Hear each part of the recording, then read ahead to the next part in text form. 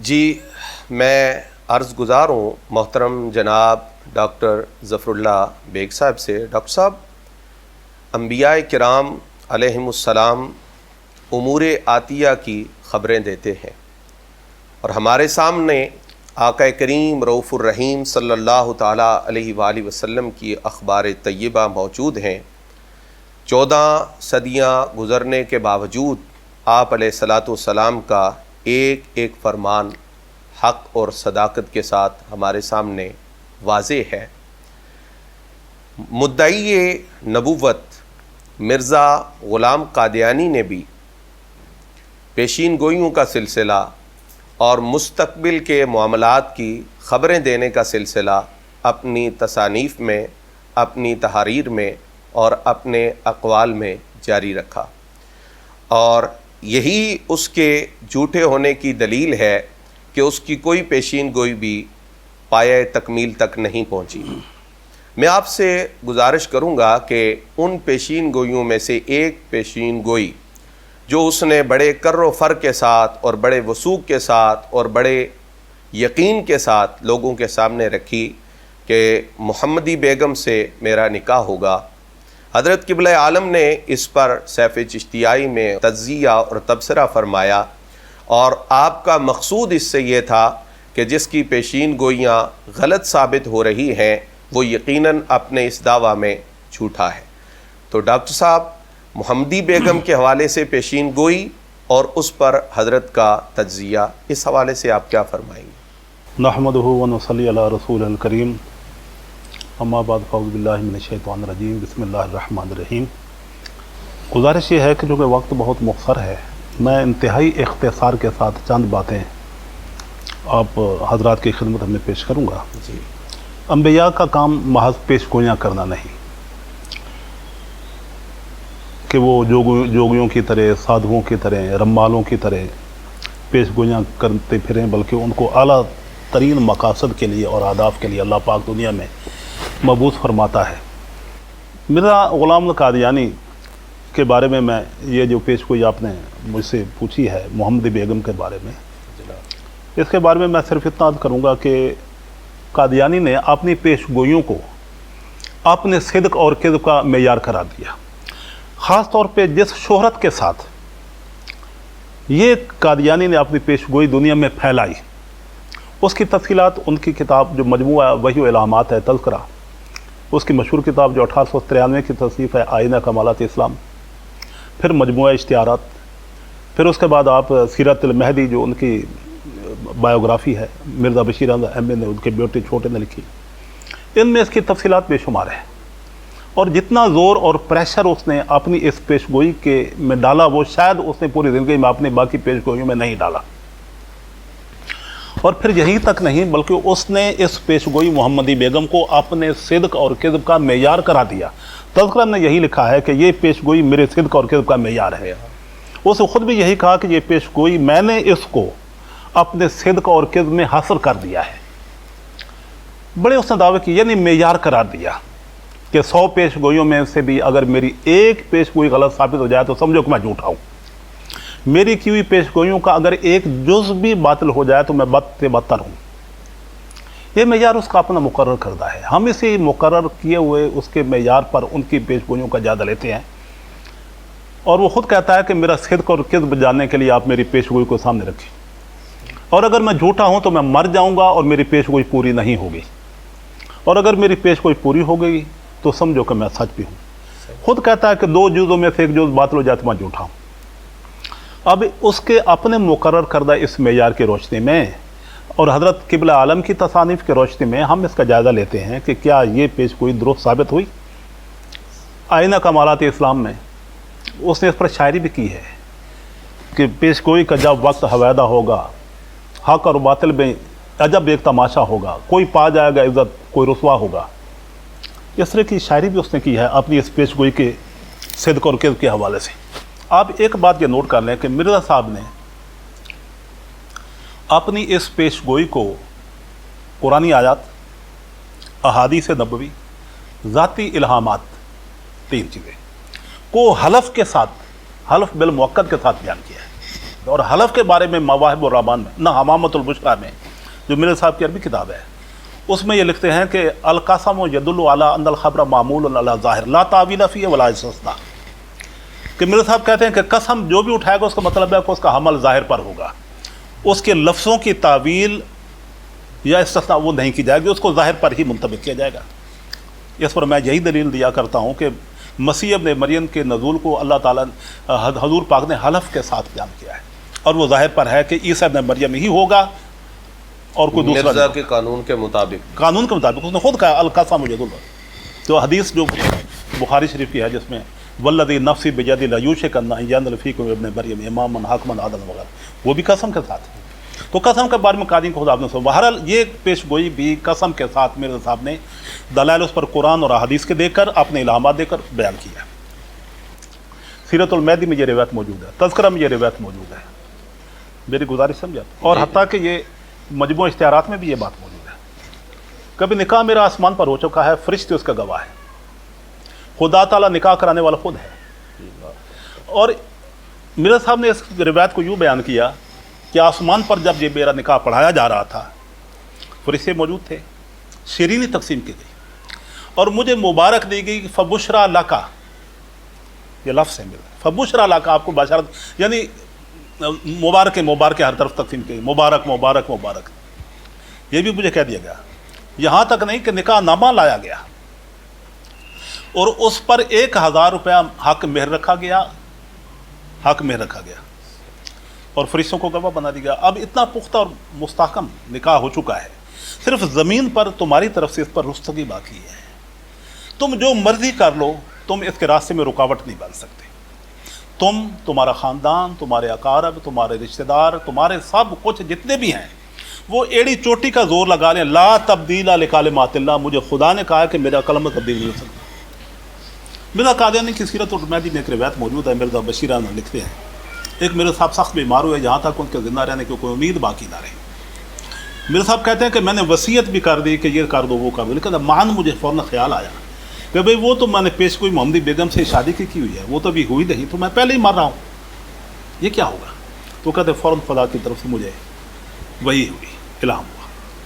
کہ بھئی لا تبدیل لکلمات اللہ ولا تکن من الممترین۔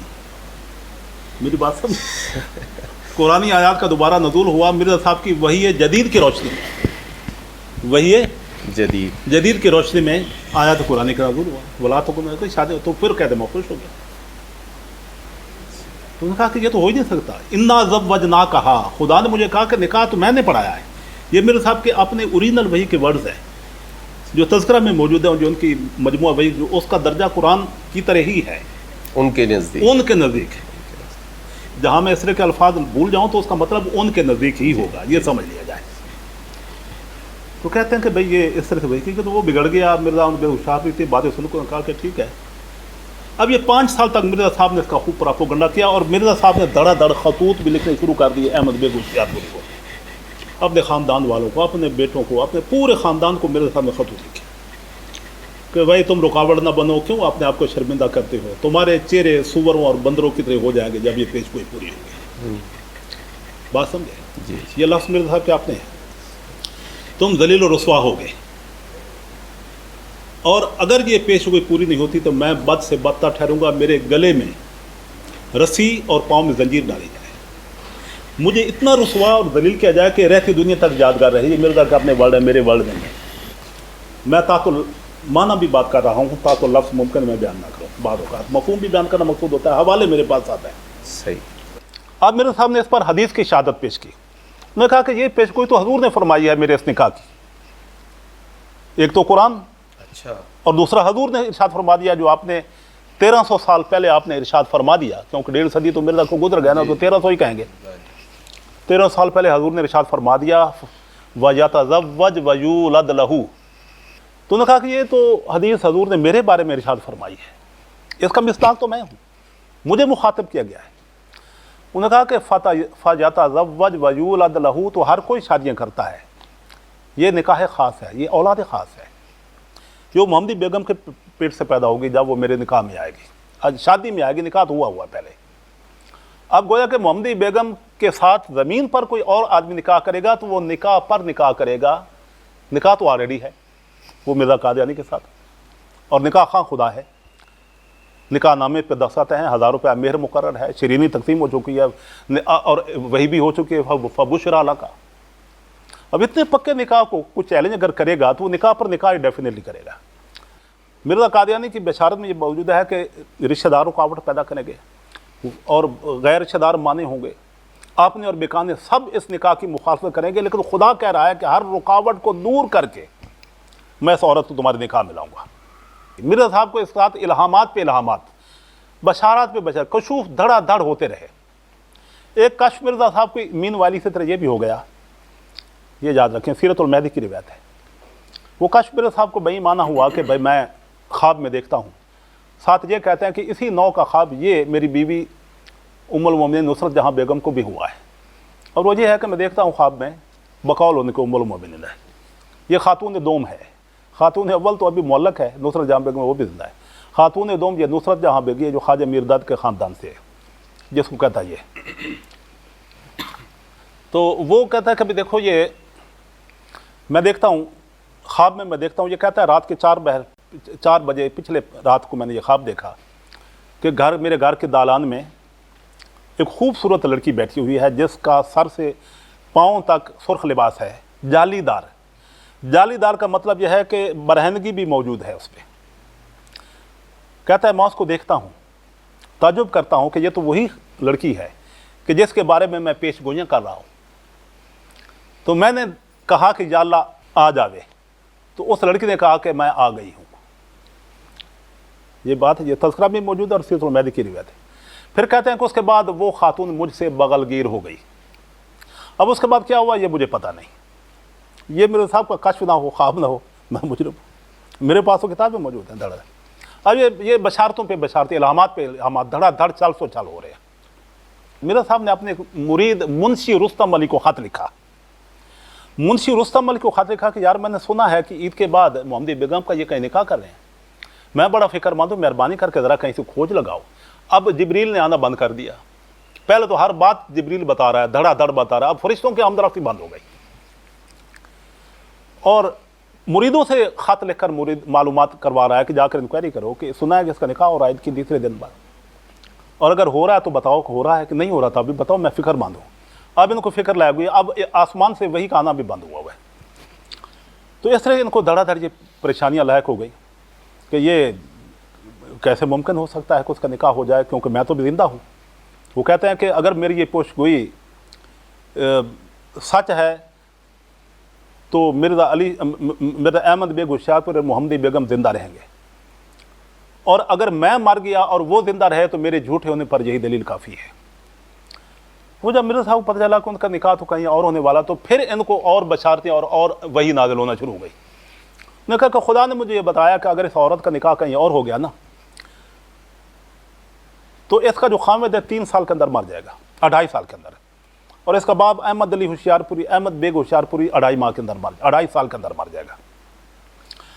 نکاح بہرحال یہ 1894 میں ہو گیا، 1894 میں یہ نکاح مرزا سلطان محمد سے پٹی میں ہو گیا، اور جب یہ نکاح اس طرح ہو گیا تو مرزا صاحب کو اور فکر مندی ہوئی کہ یا اللہ یہ تو نکاح بھی ہو گیا۔ پھر انہوں نے کہا کہ حدیث رسول میں یہ بات موجود ہے کہ 2 بیویاں تمہارے حرم میں آئیں گی، ایک بکر ہوگی اور ایک سیب ہوگی، اور وہ بکر جو ہے وہ تو ہو گیا، نصرت جہاں بیگم میرے گھر میں آ گئی، اور سیب یہ ہوگی محمدی بیگم، ہر صورت میں یہ میرے نکاح میں آئے گی،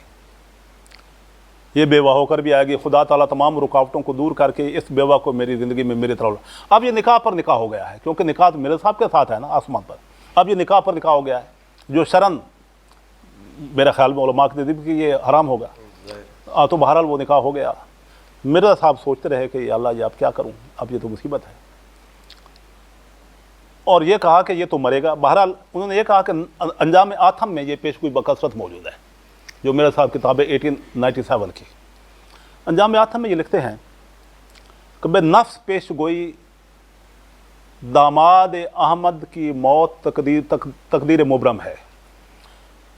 اگر وہ میری زندگی میں ہلاک نہ ہوا تو میرے جھوٹے ہونے پر یہ ایک دلیل ہی کافی ہے۔ لیکن خدا کی قدرت کی مرزا سلطان محمد مرزا صاحب کی وفات کے بعد بھی 50 سال تک زندہ رہا، اور وہ مرا ہے 1949 میں، 1949 میں۔ اور محمدی بیگم جو ہے وہ فوت ہوئی ہے 1967 میں، 1966 میں، میانی شریف میں غازی علم دین شہید کی مزار کے پیچھے ان کا پورا ایک گھرانے کا قبرستان ہے، جس میں محمدی بیگم کی قبر آج بھی لوح سفید پر آج بھی موجود ہے۔ میری گزارش صاحب سے اس کے خامد کی بھی قبر موجود ہے، پورا خاندان۔ مرزا صاحب دھڑا دھڑ یہ پیش گوئی کرتے رہے کہ یہ ضرور مرے گا، یہ ضرور مرے گا، اور وہ بہرحال اس کی وفات نہ ہوئی، اور مرزا صاحب کی یہ پیش گوئی 100% غلط ثابت ہوئی۔ لوگوں نے یہ کہا، اعتراض کیا، وہ کہتے ہیں کہ آپ مجھ پر اس پیش گوئی کے جھوٹے ہونے پر اعتراض تو تب کرو کہ میں اگر مر گیا ہوں اور محمدی بیگم اور اس کا خامد زندہ ہوں۔ میں زندہ ہوں تو آپ اس پیش گوئی کو جھوٹا نہیں کہہ سکتے۔ ہاں، اگر میں مر گیا اور وہ دونوں زندہ رہے تو پھر اور دلیل ضرورت نہیں، میں ہی جھوٹا ہوں۔ اتنی زیادہ پختہ دلیل میرے خیال میں مرزا صاحب کے کاذب ہونے پر اور ان کے اس پیش گوئی کے جھوٹے ہونے پر اور کوئی دلیل کسی کی قطعاً ضرورت نہیں۔ اور مرزا صاحب نے چونکہ حصر کر دیا اپنے صدق اور کذب پر اپنی اس پیش گوئی کو، ان کے آپ نے مقرر کردہ معیار کی صورت میں بھی ہم اس پیش گوئی کا جب جائزہ لیتے ہیں، حضرت قبلہ عالم نے سیف چشتیائی میں بڑی تفصیل کے ساتھ اس پر گرفت کی ہے اور کمال محاسبہ کیا ہے،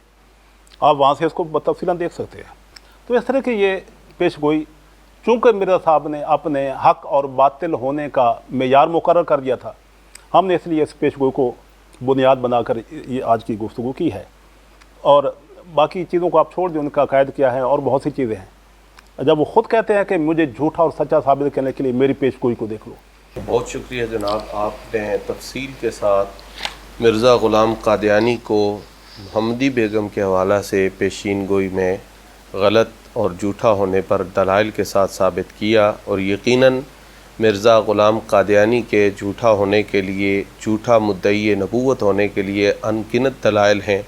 لیکن غور کیا جائے تو ان میں سے ایک ایک دلیل ہی اس کے کذاب ہونے کے لیے کافی وافی